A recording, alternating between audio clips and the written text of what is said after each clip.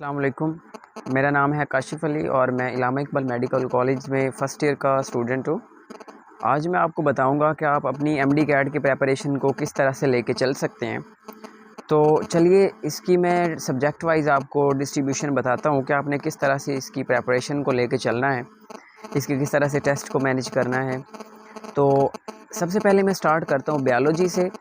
अब देखिए बायोलॉजी का सबसे बड़ा पोर्शन होता है, सबसे ज़्यादा जो पोर्शन है, सबसे ज़्यादा परसेंटेज जो है वो बायोलॉजी की है। तो जो बायोलॉजी है उसके लिए आपको सबसे बेसिक चीज़ ये होनी चाहिए, आपको चीज़ों के बारे में कॉन्सेप्ट पता होना चाहिए, बहुत ज़रूरी बात है क्योंकि आपने फ़र्दर अपने मेडिकल करियर के अंदर भी उसी चीज़ को लेके चलना होता है। बट उसके लिए सबसे ज़्यादा ज़रूरी चीज़ होती है कि आपको बुक की लाइन्स याद होनी चाहिए, क्योंकि अगर आपको बुक लाइन्स याद होती हैं तो उससे आपकी बायो सारी की सारी क्लियर हो जाती है। उसके लिए बेहतर यही तरीका होता है कि सबसे पहले आप कॉन्सेप्ट बिल्ड करने के लिए प्रॉपर कहीं ना कहीं से लेक्चर लें। आप जिस भी प्लेटफॉर्म से कर रहे हैं, अपनी तैयारी कर रहे हैं, तो वहाँ से लेक्चर लें। लेक्चर लेने के बाद आप उसको नोट करें। नोट करने के बाद आप कुछ चीज़ें ऐसी देखें, बुक को रीड करें और आपको कुछ ना कुछ ऐसा नज़र आएगा कि जो बुक के ऊपर नहीं है और टीचर्स वो एक्स्ट्रा बता रहे हैं।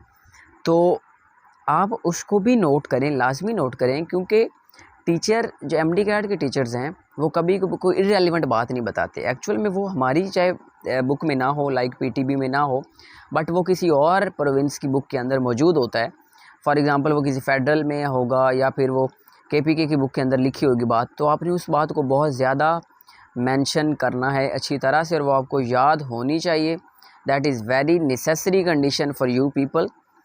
और इसके के लिए आपको टेस्ट जो हैं उनकी बहुत ज़्यादा प्रैक्टिस करनी चाहिए, क्योंकि practice makes a man perfect.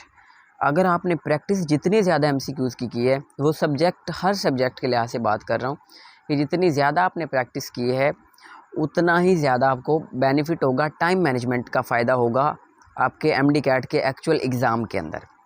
अच्छा, इसके बाद हम बात करते हैं कि आपको डिफरेंट फॉर्म में, बुक की फॉर्म में, तो आपको प्रैक्टिस बुक डिफरेंट प्लेटफॉर्म्स की हैं, लाइक स्टेप है, किप्स है, स्टार्स है, ग्रिप इंस्टीट्यूट है या फिर नियर पीर है, कुछ भी है, सईद एमडी कैट है।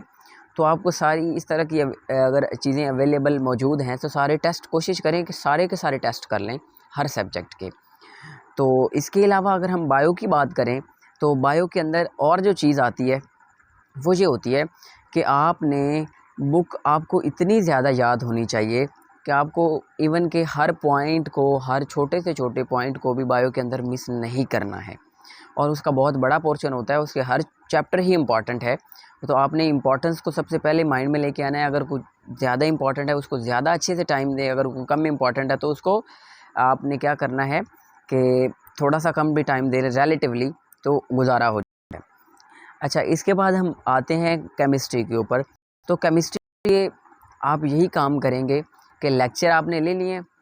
लेक्चर लेने के बाद केमिस्ट्री के अंदर बहुत सारी ऐसी चीज़ें होती हैं जो कि आपको लेक्चर के अंदर नोट करनी होती हैं, स्पेशली वो वाली जो बुक के अंदर चीज़ें मेंशन नहीं होती, क्योंकि इससे आपकी कॉन्सेप्ट बिल्डिंग में बड़ी हेल्प होगी और उससे आप चीज़ों को एनालाइज करेंगे अच्छी तरह से।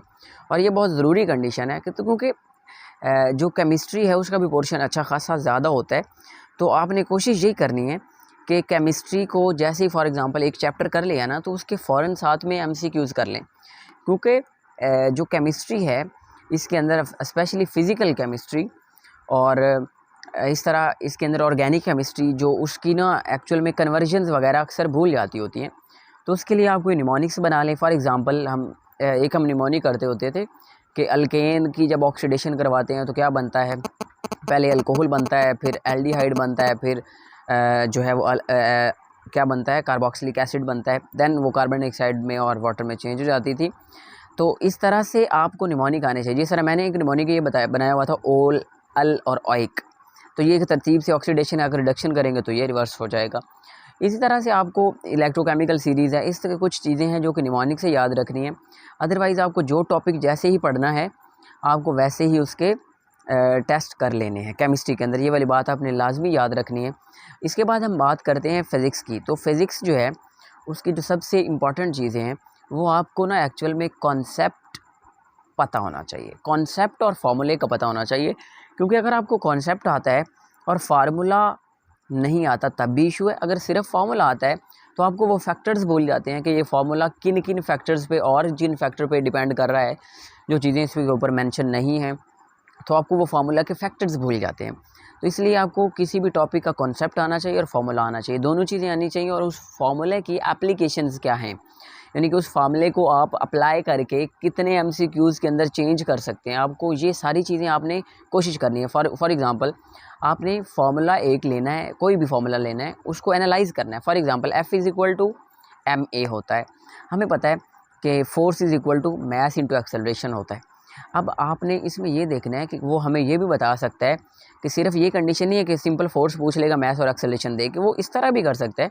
आपको फोर्स दी हुई है, F1 दी हुई है, F2 दी हुई है, मास 1 2 दिया हुआ है, लेकिन एक्सेलरेशन 1 दी हुई है, तो आपने उससे कैसे ड्राइव करना है, A2 को कैसे ड्राइव करना है, इस तरह से आप कोई भी कंडीशन अप्लाई कर सकते हैं।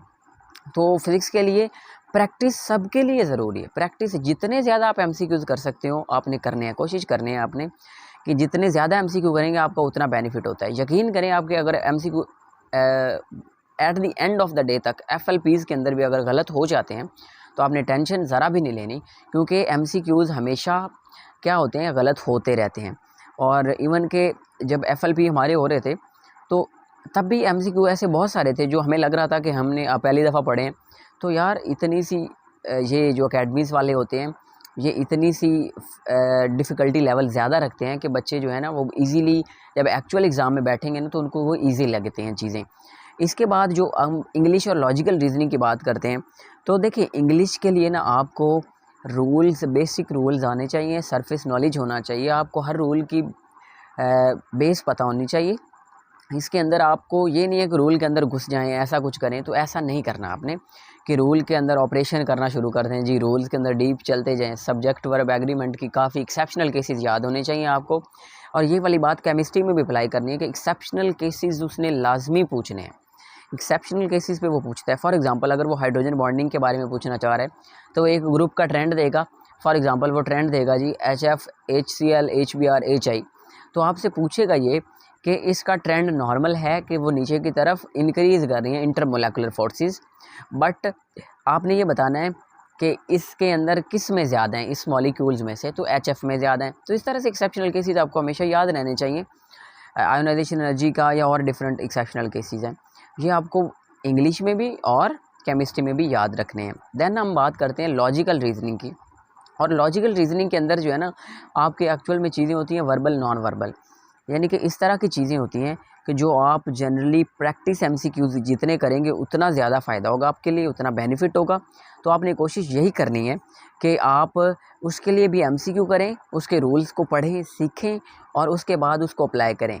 जितने ज़्यादा एमसीक्यूज़ करेंगे ना इसका इतना ज़्यादा फ़ायदा होता है ना, यकीन करें आपके एक्चुअल एग्ज़ाम के अंदर कि आपको पेपर बहुत टाइम पहले कर सकते हैं। अगर आपकी प्रैक्टिस ही बहुत ज़्यादा हुई है तो आपको वो क्वेश्चन फ़ौरन क्लिक हो जाता है, उसकी नेचर, उसकी डिफ़िकल्टी लेवल सारा कुछ पता चल जाता है। तो आप इस तरह से उसको यूज़ करते हैं।